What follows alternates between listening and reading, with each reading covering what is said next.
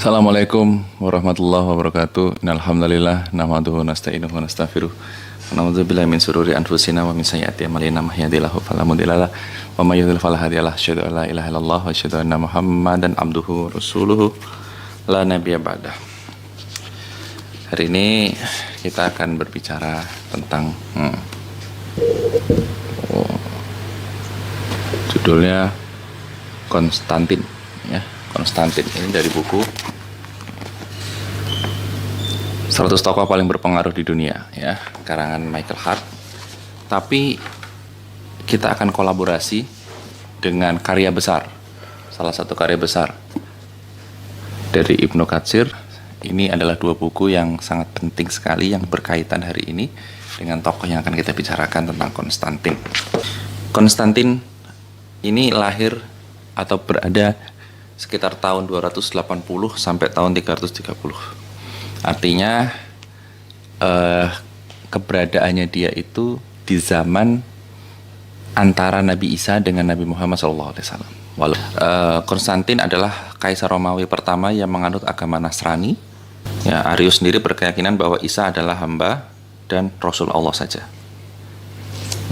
Nah, akhirnya Arius menuju ke Konstantin agar Konstantin bisa memutuskan hal ini. Ternyata sang raja justru cenderung dengan pendapat Ibnu Arius. Tapi ada yang berkata kepada raja, Konstantin, Anda harus mendengarkan pendapat lawannya juga. Lalu sang raja pun meminta kehadiran Alexandrius.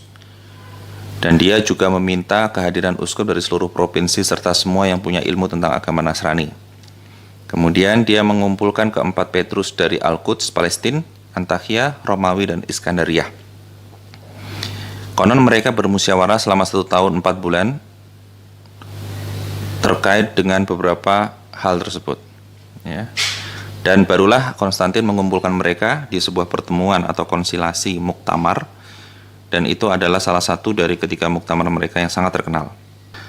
Konstantin bin Kistis, ya, pendiri kota Konstantin ini melakukan bid'ah-bid'ah yang sangat besar yang mereka buat-buat sendiri pada saat konsilasi itu.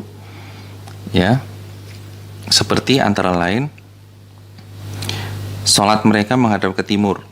Ya, padahal tidak pernah ditegaskan dalam teks kitab suci, bahkan tidak ada perintah untuk itu.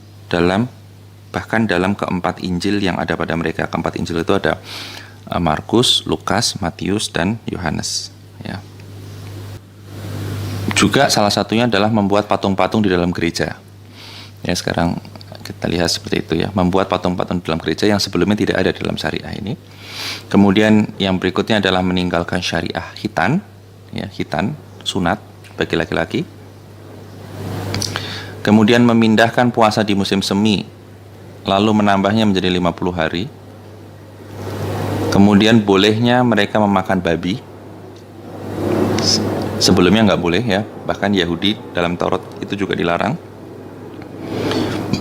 Kemudian memalsukan amanah yang besar, padahal itu adalah pengkhianatan yang kecil dan hina. Ya, amanah itu amanah kenabian ya, Nabi Isa alaihissalam.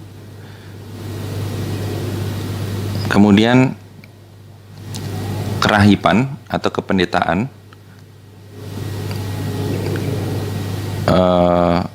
tidak boleh menikah ya, aturan seperti itu.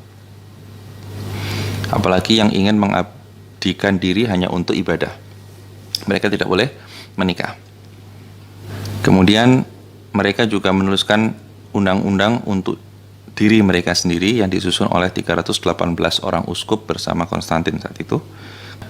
Kemudian dialah yang menggali parit dan menyalakan api, lalu membakar mereka sebagaimana dijelaskan dalam surat Al-Buruj, tafsir surat Al-Buruj ya.